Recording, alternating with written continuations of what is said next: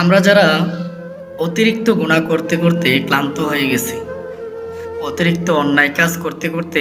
ক্লান্ত হয়ে গেছি, অনেক পাপ কাজ করতে করতে ক্লান্ত হয়ে গেছি, আমরা হয়তো ভুলেই গেছি, আমরা হয়তো আশা ছেড়েই দিয়েছি যে আল্লাহ তাআলা হয়তো আমাদেরকে মাফ করবেন না। আমরা আল্লাহ তাআলার উপর থেকে ভরসা হারিয়ে ফেলেছি।